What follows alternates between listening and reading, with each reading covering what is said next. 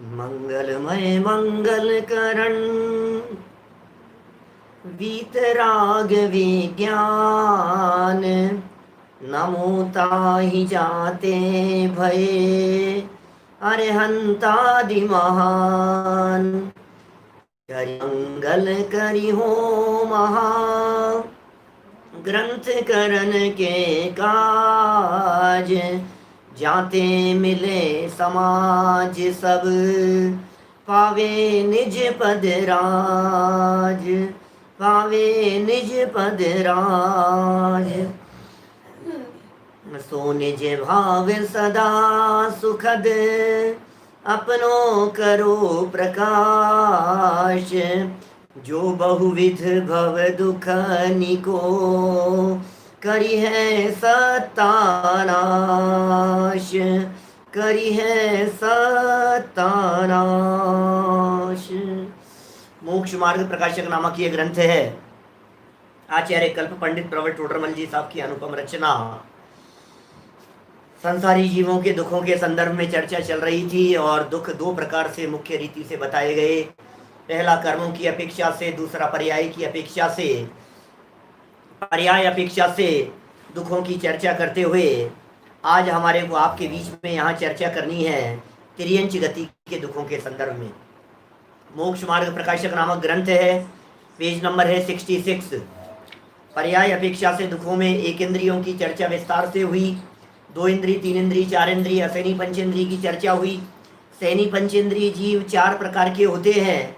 उन चार प्रकार के सैनी पंचेंद्रिय जीवों में भी हम आपके बीच में यहाँ नरक गति की दुखों की चर्चा अपेक्षित विस्तार से कर चुके हैं। देखिए, कल नरक गति के दुखों की चर्चा करते समय कुछ उछलने की बात कही थी हमने। तो सप्तम नरक का जो नारकी जीव है उसकी ऊंचाई तो 500 धनुष की होती है और उछलता 500 योजन है ना। ऐसा उस चीज को बराबर आप समझ लेना। और फिर नीचे वो घटते घटते क्रम में है। हाइट जो है वो 3 हाथ की पहले नरक की पहली पृथ्वी पर 3 हाथ की हाइट, और हाइट बढ़ते बढ़ते 7वें नरक की पृथ्वी में 500 धनुष की हाइट है ना। मैंने शायद हाइट जो है वो 500 धनुष की है और उछलता 500 योजन है। मैंने उछलने में शायद 500 योजन की जगह 500 धनुष या योजन इस तरह का कुछ कंफ्यूजन वाली बात, मतलब शब्द गलत निकल गया, ऐसा समझ लीजिए आप। चलिए, यहाँ अपन तो बात कर रहे हैं तिर्यंच गति के दुखों के संदर्भ में। पेज नंबर है 66। अरे बड़े मार्मिक चर्चा है। मार्मिक चर्चा का मतलब ये है कि दिल दहला देने वाली चर्चा है। बात ऐसी है कि प्रकट अनुभव में आ रहे हैं या नहीं, बात ऐसी है कि आप फील कर रहे हैं या नहीं, बात ऐसी है कि आपको ये बात ऐसा लगता है कि सच में हम दुखी हैं, हम दुखी हैं, या हमें ये सब दुख दिखाई दे रहे हैं, हमने इस तरह के दुख भोगे हैं। यहाँ देखिए, तिर्यंच गति के कौन से दुखों की चर्चा कर रहे हैं। उन दुखों की चर्चा नहीं कर रहे हैं जिन दुखों के बारे में शास्त्र का आधार लेना पड़े। हम उन दुखों की चर्चा कर रहे हैं जो दुख प्रकट अनुभव में आते हैं, प्रकट दिखाई दे रहे हैं, अनुभव में आ रहे हैं, मतलब ज्ञान के माध्यम से। कुत्ता, बिल्ली, गाय, भैंस, घोड़ा, बकरी, शेर, चीता, हाथी, इन सब जीवों के जो सैनी पंचेंद्रिय तिर्यंच गति के जीव दिखाई देते हैं, उन सब के दुख हमारे को जो प्रकट दिखाई देते हैं, हम उनकी कुछ चर्चा अभी आपके बीच में यहाँ करेंगे। बहुत विस्तार से चर्चा तो नहीं हो सकती है, लेकिन संक्षेप में इतनी बात जरूर हो जावे कि हमें फील होने लग जाए कि ये तिर्यंच गति जाने योग्य स्थान नहीं है। जानते तो हैं सब दुखी हैं, या संसार में जीव सुखिया कोई नजर नहीं आता। इस संसार के अंदर कोई भी जीव सुखी तो नहीं है, बात तो बिल्कुल सच्ची है। लेकिन वो दुख क्षण मात्र के लिए देखे, हाँ ठीक है कोई बात नहीं, कुछ तो मजे में भी नजर आते हैं, कुछ तो अच्छे भी दिखाई देते हैं। देखें जरा बातें कहाँ से उठाई है पंडित जी ने। तथा तिर्यंच गति में बहुत लब्धि अपर्याप्तक जीव हैं। लो, तिर्यंच गति में माने सैनी पंचेंद्रिय तिर्यंचों की बात कर रहे हैं। उन सैनी पंचेंद्रिय तिर्यंचों में बहुत सारे जीव तो, बहुत संख्या में जीव तो लब्धि अपर्याप्तक जीव हैं। लब्धि अपर्याप्तक माने अपर्याप्तक, अपर्याप्तक माने जिनकी पर्याप्तियां पूरी नहीं हुई हैं। पर्याप्तियां 6 कही हैं: आहार, शरीर, इंद्रिय, श्वासोच्छ्वास, भाषा और मन। ये 6 पर्याप्तियां हैं। ये 6 पर्याप्तियां सैनी पंचेंद्रिय जीवों की होती है। ये 6 पर्याप्तियों में शरीर पर्याप्ति पूरी होने के पहले पहले जिनका मरण हो जाता है वे सब अपर्याप्तक कहलाते हैं। शरीर पर्याप्ति भी पूरी नहीं हुई और इन सब का जन्म मरण श्वास के 18वें भाग होता है। क्या एक इंद्रिय जीव तो सर्वत्र हैं, नरक में भी है एक इंद्रिय जीव, स्थावर जीव नरक में भी है, स्वर्ग में भी है। विकलत्रय जीव स्वर्ग और नरक में नहीं है, विकलत्रय जीव सिर्फ मध्य लोक में है। और सैनी पंचेंद्रिय नारकी भी है, सैनी पंचेंद्रिय मनुष्य भी है, सैनी पंचेंद्रिय देवगति के जीव भी हैं, और सैनी पंचेंद्रिय त्रियंचों की चर्चा चल रही है। पर्याप्त और अपर्याप्त दोनों प्रकार के सैनी पंचेंद्रिय होते हैं। थोड़ा गंभीरता से, धैर्य से समझना जरा, कौन सी सैनी पंचेंद्रियों की चर्चा चल रही है यहाँ। ये जो लाइन टोडरमल जी ने कह दी है, लब्ध अपर्याप्तक जीव है, अपर्याप्तक है ये जीव, और कह दिया अपर्याप्तक जीवों की, लब्ध अपर्याप्तक जीवों की आयु श्वास के 18वें भाग में। अब जरा कल्पना करो, श्वास के 18वें भाग आयु मतलब, श्वास मतलब ये स्वस्थ व्यक्ति की नाड़ी का धड़कना, और इसके में जितना टाइम लगे वो एक श्वासोच्छ्वास, और उसके 18वें भाग आयु। हमने एक दिन कैलकुलेट किया करके बतलाया था आपको कि 1 सेकंड में लगभग 24 बार, पौन सेकंड में 18 बार जन्म और मरण। कितनी सी आयु है उनकी। सैनी पंचेंद्रिय त्रियंचों की बात कर रहे हैं, ये सम्मूर्छन सैनी पंचेंद्रिय त्रियंच हैं। देखिए, सम्मूर्छन त्रियंचों में बहुत से बड़े भी होते हैं, सम्मूर्छन त्रियंचों में बहुत सारे ज्यादा आयु वाले भी होते हैं। सम्मूर्छन त्रियंचों में सम्यक दर्शन भी प्राप्त कर लेते हैं। सम्मूर्छन त्रियंच गति के जीव पंचम गुणस्थानवर्ती भी हो जाते हैं। मैं थोड़ा सा फास्ट बोलता हूं तो आप लोग शायद नोट नहीं कर पाते होंगे, तो दोबारा उसको थोड़ा रिपीट सुन करके, पीछे से जा करके उसको बाद में उसको नोट करो। उस चीज को जो समय आप उचित समझते हैं कि भाई इस समय पर महत्वपूर्ण बात कही है, उसका टाइम फटाफट नोट कर लो, 8 मिनट 11 सेकंड। अब जब उसको दोबारा सुनो तो 8 मिनट 11 सेकंड की उस बात को नोट कर लो। ये बात बतला रहा हूँ आपको समझदारी की, क्योंकि फ्लो में चलता रहता है ना, हम भी कितना धीरे धीरे बोलेंगे उसके लिए। कितनी बातें कह दी मैंने, कर्णानुयोग की बातें हैं, थोड़ा कर्णानुयोग का अभ्यास जरूरी है। थोड़ा बहुत कर्णानुयोग जरूरी नहीं, बहुत जरूरी है, और उसकी उपयोगिताएं वो प्रयोजनभूत है। कल सुबह जो हम मोक्ष मार्ग प्रकाशक का जो ये प्रकरण चल रहा है, इसी प्रकरण के अतिरिक्त, अतिरिक्त नहीं कहेंगे हम, कल सुबह हम कर्णानुयोग के प्रयोजन और उपयोगिता की चर्चा करने वाले हैं। यही टाइम, इसी समय ब्रह्मी सुंदरी निकेतन वालों की ओर से, दिल्ली वालों की ओर से आयोजन है। वही समय जो 9:20 पे चलता है उसकी चर्चा करेंगे, कर्णानुयोग की चर्चा करेंगे। कितना जरूरी है ये जानना। निगोदिया जीव 9 बार जन्म लेता है, 9 बार मरण करता है, यह बात सही नहीं है। 18 बार जन्म लेता है, 18 बार मरण करता है, ऐसा समझ लो आप। 18 बार जन्म और 18 बार मरण की चर्चा है, और सभी निगोदिया जीवों की नहीं है, अपर्याप्तक निगोदिया जीवों की बात है। यहाँ सम्मूर्छन त्रियंचों के संदर्भ में, और उसमें भी जो अपर्याप्तक सम्मूर्छन त्रियंच हैं उनके संदर्भ में बात चल रही है। कैसे होते हैं आपको पता है? गाय का दूध, भैंस का दूध, ये अंतर मुहूर्त के अंदर ला करके उसे गर्म नहीं कर लिया जाए तो उसमें भैंस के आकार के, गाय के आकार के, गाय जैसे ही आकार वाले सम्मूर्छन जीव उत्पन्न हो जाते हैं अंतर मुहूर्त में। उनके शरीर में उस तरह के समूर्छन जीव उत्पन्न होते हैं। गाय का जो गोबर होता है उसमें उस तरह के समूर्छन जीव उत्पन्न होते हैं। गाय का दूध निकला, बकरी का दूध निकला, भेड़ का दूध निकला, भैंस का दूध निकला। अब दूध निकलने के बाद अंतर मुहूर्त के अंदर अंदर यदि उसे ला करके गैस पर नहीं चढ़ाया गया, वो गर्म नहीं हुआ, तो उस दूध में गाय जैसे ही आकार वाले सेनी पंचेंद्रिय लब्ध पर्याप्तक समूर्छन जीव वे उसमें उत्पन्न होने लग जाते हैं। इसलिए जितने त्यागी व्रती संयमी लोग हैं वे सब मर्यादा का दूध पीते हैं। अमर्यादित दूध तो अभक्ष्य हो जाता है।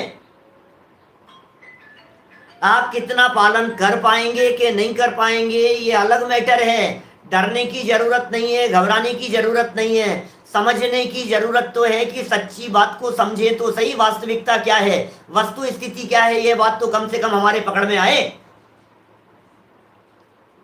गाय का दूध निकला, जो लोग समझदार लोग हैं वो लोग खुद वहां जाते हैं और फिर ऐसा नहीं, बर्तन लेकर के जाते हैं, अपना शुद्ध छने हुए जल से बर्तन को धोते हैं और बर्तन धो करके वहां लेकर के जाएंगे और वहां ले जाने के बाद छने पानी को लेके जाएंगे। उस छने पानी से गाय के स्तनों को धोएंगे, उस छने पानी से दूध निकालने वाले के हाथों को धोएंगे और उसके बाद उसमें दूध निकलवाएंगे और निकलवा करके आधे घंटे के अंदर अंदर आकर, पौन घंटे के भीतर भीतर आकर के उसे गर्म करते हैं, फिर उसको उपयोग में लेते हैं। अब वो 24 घंटे तक दूध उपयोग में लेने योग्य हो गया।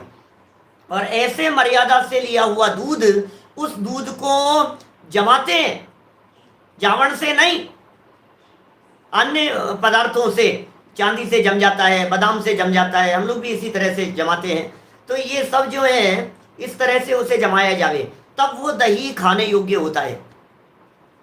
अभी यहाँ क्या कह रहे हैं, अपर्याप्त जीव है, श्वास के 18वें भाग आयु है। अब उन बेचारों की क्या जिंदगी रह गई और कितना दुख है, सोचो आप। मरण का खतरनाक दुख है, हम क्या बात बतलाएं आपको। मरने का दुख है, मरने का दुख है, मर रहे हैं, अनंत भाव बिताए हमने इस तरह के लब्ध पर्याप्त जीवों के। समूर्छन बात हो गई। समूर्छन सारे नहीं, पॉइंट ध्यान रखना, सभी समूर्छनों का जन्म श्वास के 18वें भाग नहीं होता, तिर्यंच गति की अपेक्षा से, ठीक है। तथा कितने ही पर्याप्त भी छोटे जीव हैं। अब पर्याप्त तक सैनी पंचेंद्रीय जीवों की बात करो, वे भी तो छोटे छोटे होते हैं क्या, परंतु उनकी शक्ति प्रकट भाषित नहीं होती। अब क्या करें भाई साहब, छोटे छोटे से तिर्यंच गति के जीव हैं, शक्ति प्रकट भाषित नहीं होती। जैसे मैंने गाय के दूध की बात कही, इसी तरह से सब चीजों के अंदर समझना, क्या ऐसे छोटे छोटे से जीव उत्पन्न हो जाते हैं। मुझे मालूम है बहुत सारे लोग ये कहेंगे साहब शहरों में मिलता नहीं है, क्या करें साहब, ये तो बहुत बड़ी मुसीबत हो जाएगी, ऐसा हो जाएगा, क्या करें।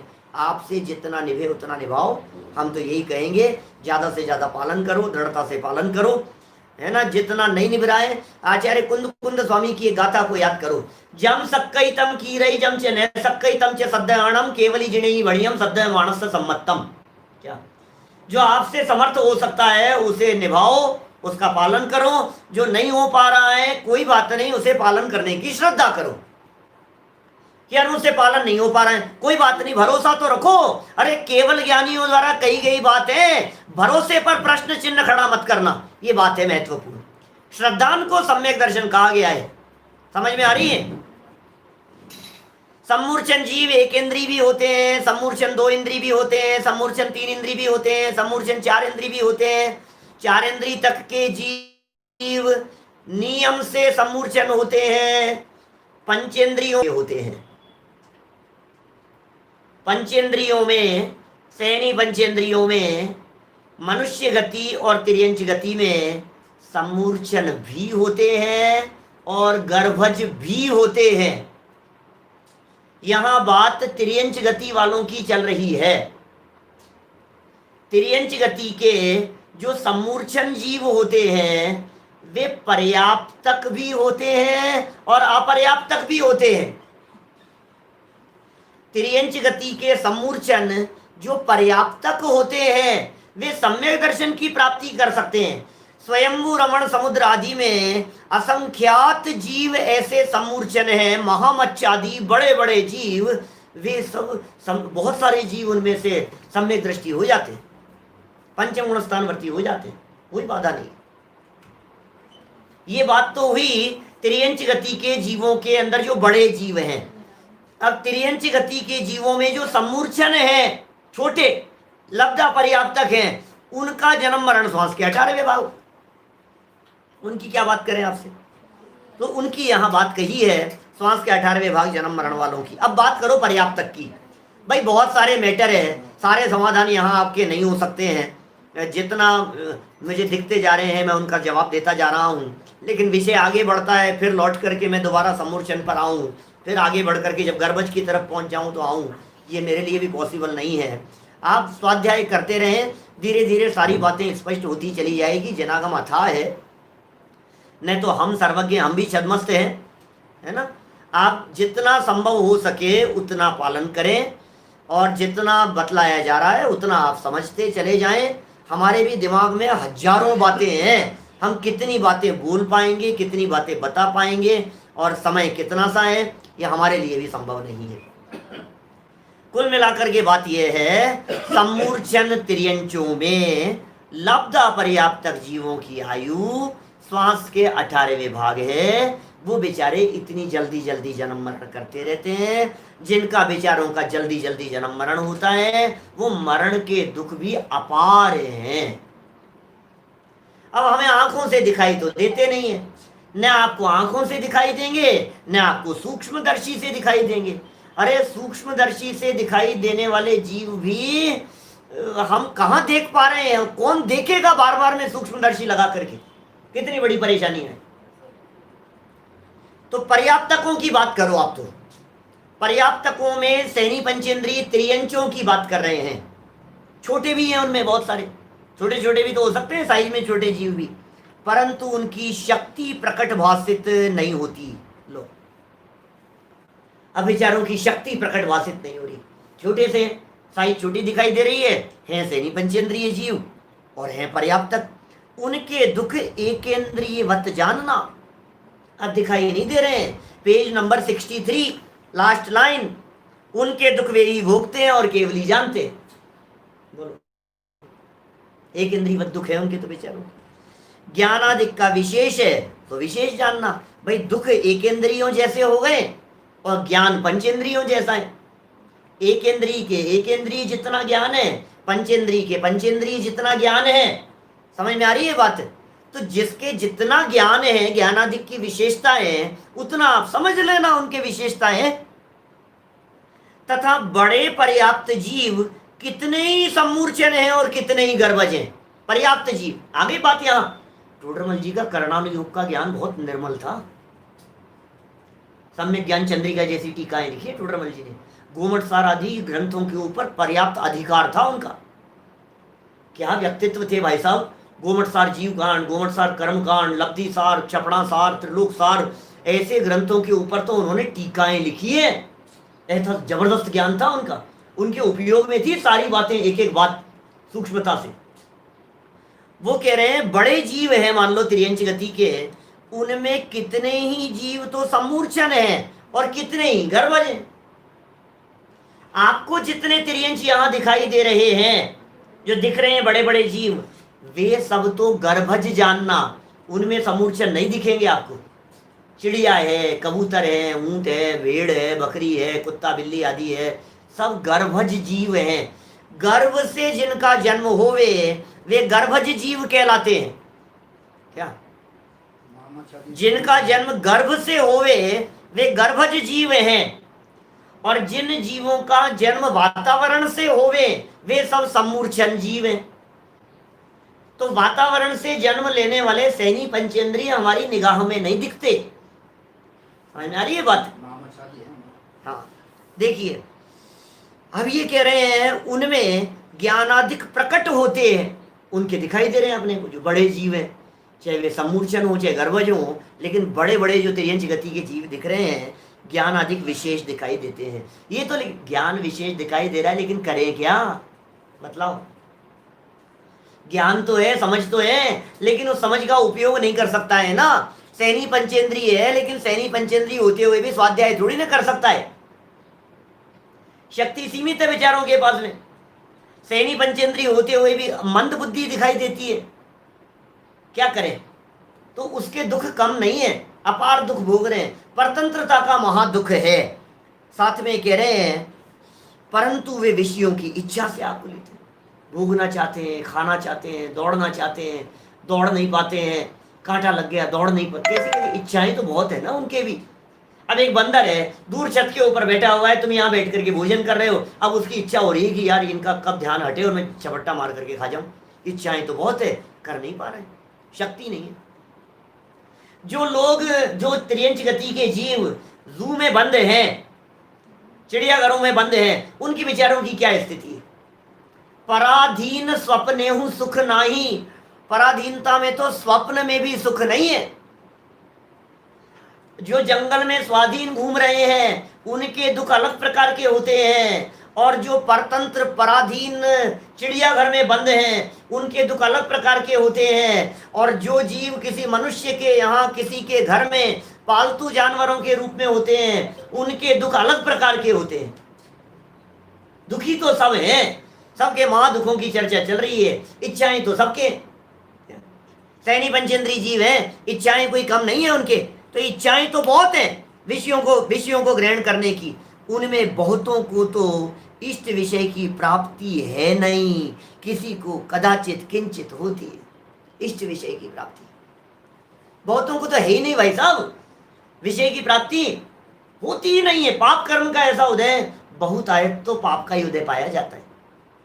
देखिए कर्मों की अपेक्षा से बात करें तो ज्ञान दर्शन शक्ति के संदर्भ में इन्होंने ज्ञानावरणी दर्शनावरणी की बात कह दी, ज्ञान दर्शन शक्ति होने की बात कह करके, और यहाँ विषय ग्रहण करने की इच्छा तो है और इच्छा पूर्ति होती नहीं है, यह अंतराय कर्म की बात कह दी। 3 कर्म हो गए यहाँ इन पंक्तियों में, ज्ञानावरणी दर्शनावरणी और अंतराय की बात हो गई।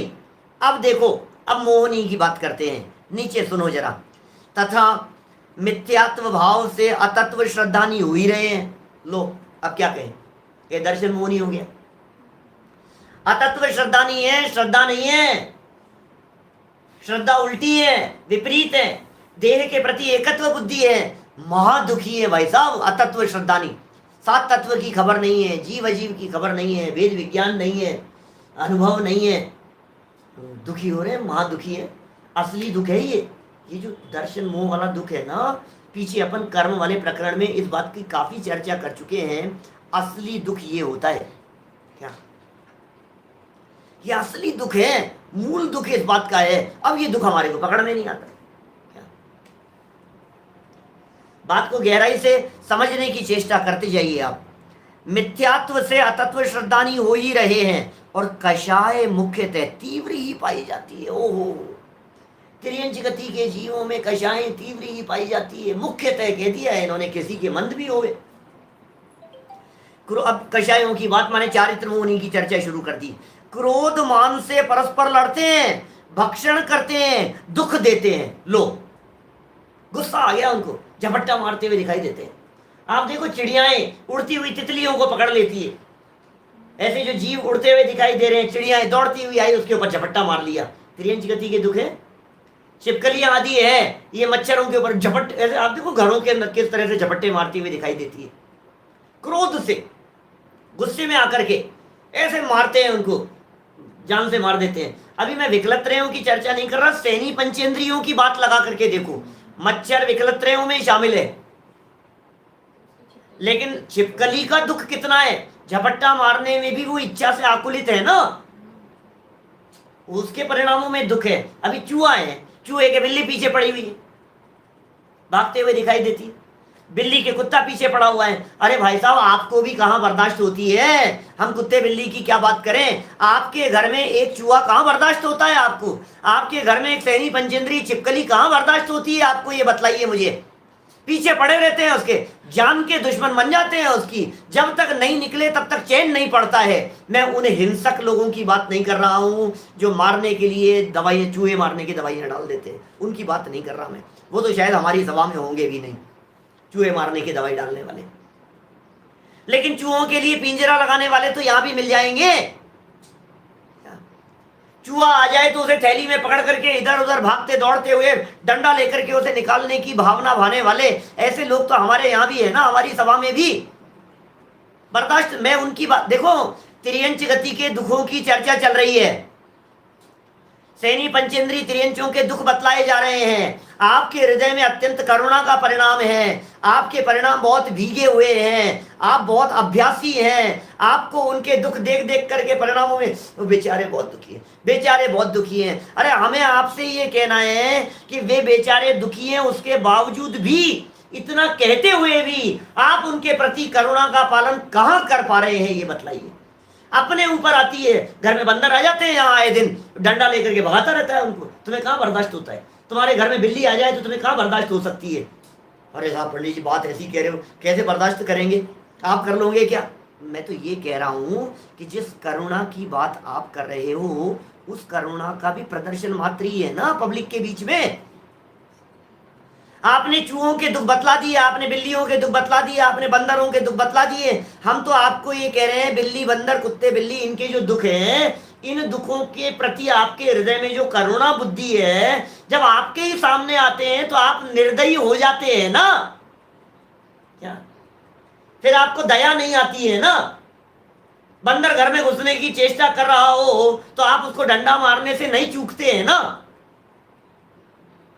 हिंदुस्तान की बात कर रहा हूं मैं, तो ये जन जन की बात कर रहा हूं मैं। भाई साहब हमने अनेक बार डंडे खाए हैं। ये त्रियंच गति के दुखों की चर्चा त्रियंचों के लिए नहीं है, ये त्रियंच गति के दुखों की चर्चा उनके ऊपर करुणा के प्रयोजन से नहीं लिखी गई है। ये त्रियंच गति के दुखों की चर्चा हम त्रियंच गति में न चले जाएं, हमें त्रियंच अवस्था में न जाना पड़ जाए, हमने त्रियंच गति में जा जा करके क्या क्या दुख भोगे हैं, एक बार उसका भाव वासन करने के लिए इस चर्चा को यहाँ किया जा रहा है।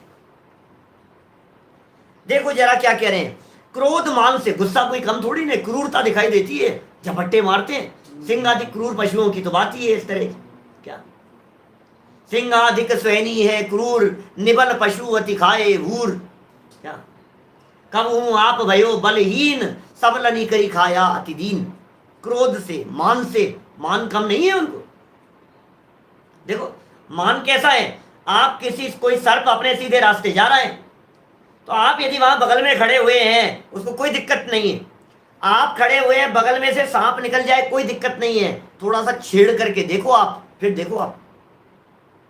कुत्ता है, आपने कुछ नहीं किया, थोड़ा सा छेड़ के देखो आप, घमंड है उसको, वो अभिमान को ठेस पहुंचती है उसके, मेरा रास्ता रोका, मुझे डिस्टर्ब कर रहा है, अभिमान को ठेस पहुंचती है, स्वाभिमान को ठेस पहुंचती है और वो मान क्रोध में बदल जाता है। ये क्रोध और मान कशाएं दिखाई देती है, भक्षण कर जाते हैं, दुख देते हैं, मायाचार और लोभ से छल करते हैं।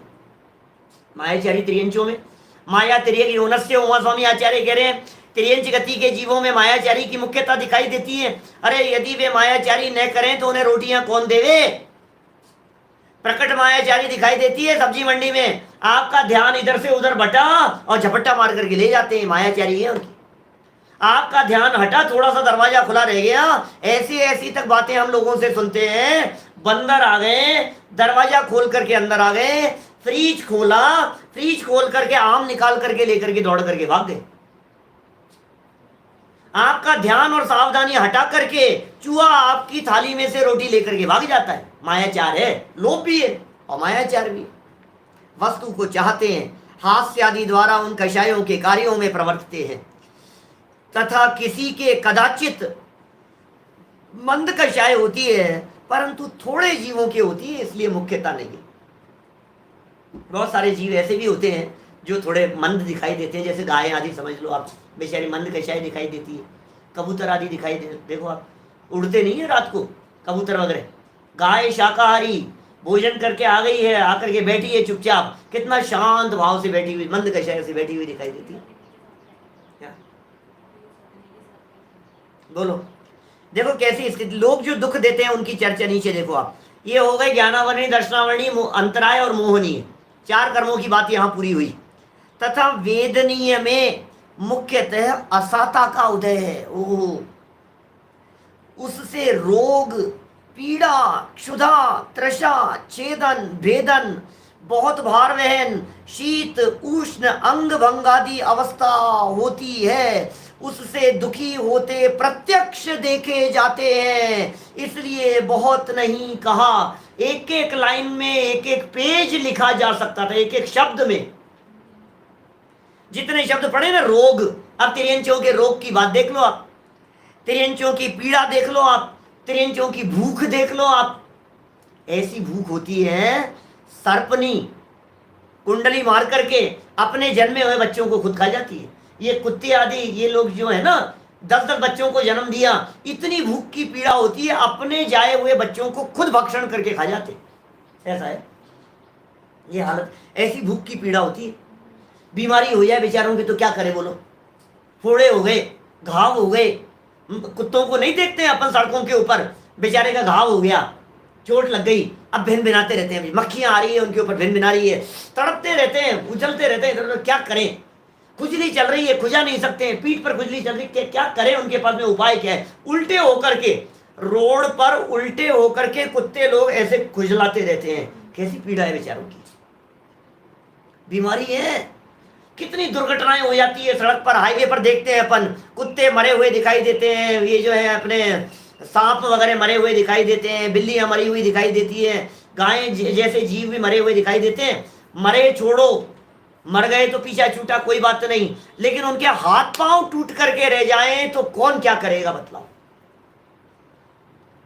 जंगली जानवर है, जंगली पशु हैं, आपको पता है ये जो है गायें बूचड़खानों में कटती है, उसके बावजूद भी गायें कम नहीं है पूरे देश में और दुनिया भर में। और शेर का संरक्षण, शेर का शिकार अलाउ नहीं है, शेर को कोई मार नहीं सकता है, उसके बावजूद भी शेरों की, चीतों की, इनकी नस्ल खत्म होती चली जा रही है। क्या कारण है बोलो,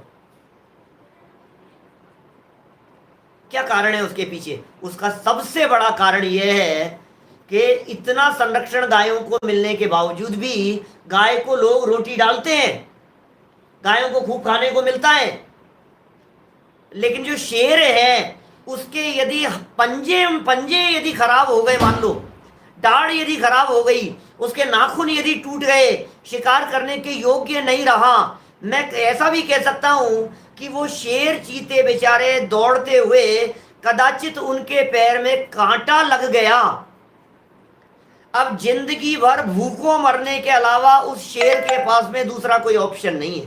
सोचो आप जरा, भूखों मरेगा वो, क्योंकि शिकार के पीछे दौड़ नहीं सकता है, कांटा लग गया है, घाव हो गया है, अब कैसे तो कांटा निकाले, कैसे अपने पैर में हुए घाव को दूर करे, अब क्या करे? पंजा टूट गया मान लो किसी किसी के दौड़ते हुए कहीं किसी जगह पर, अब क्या करें बोलो, कैसे शिकार करेगा वो?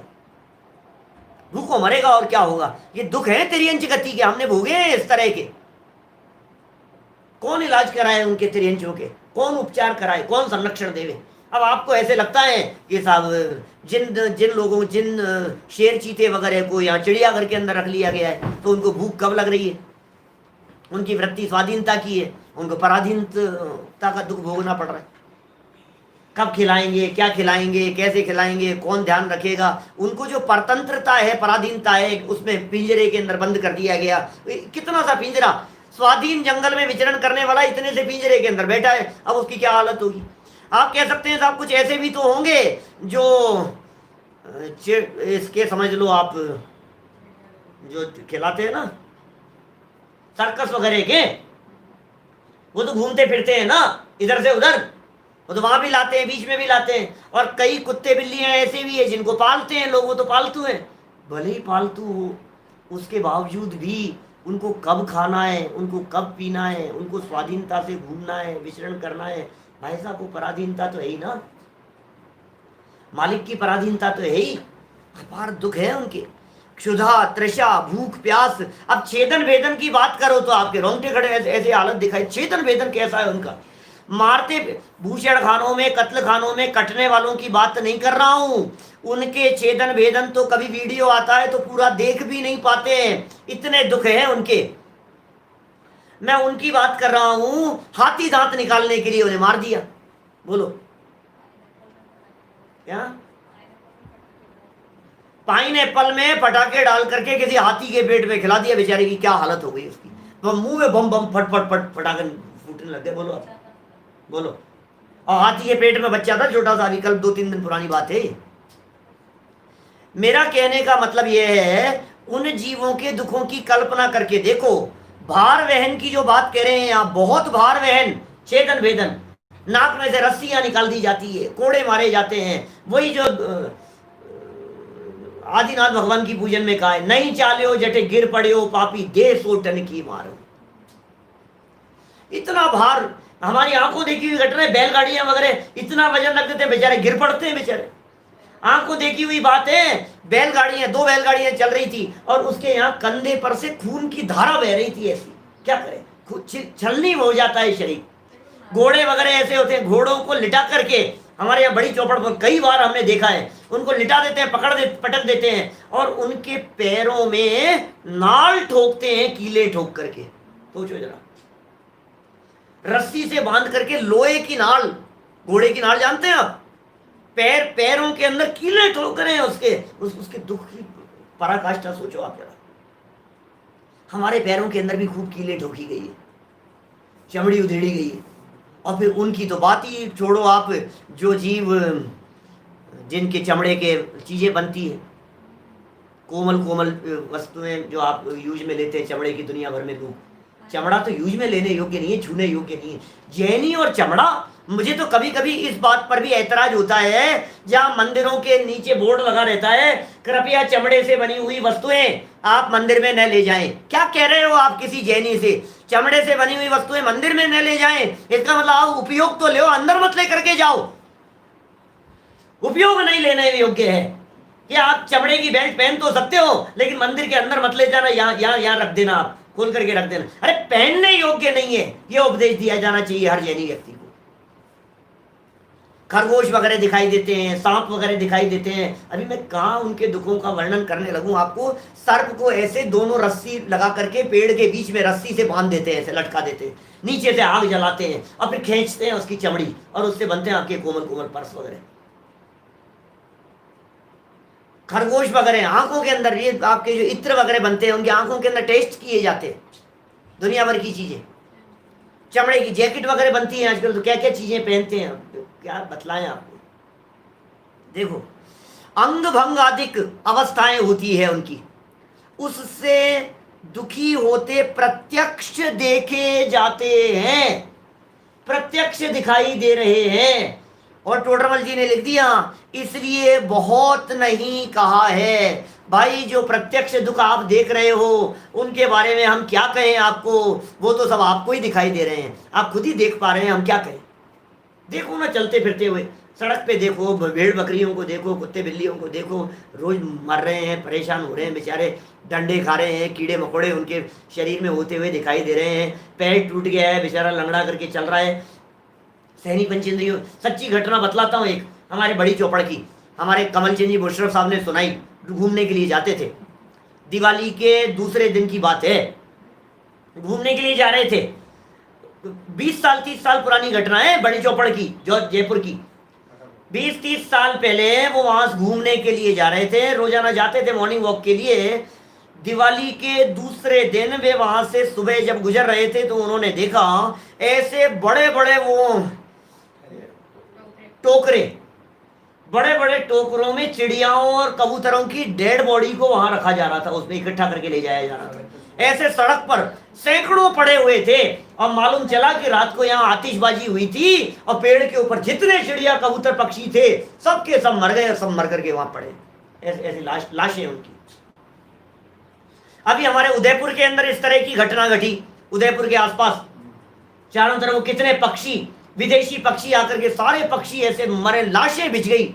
रोजाना 10,000, लाख, 1.5 लाख, 2 लाख रोजाना आंकड़े आते थे न्यूज़पेपर के अंदर, इतने लाखों मरे जा रहे हैं, मर रहे हैं।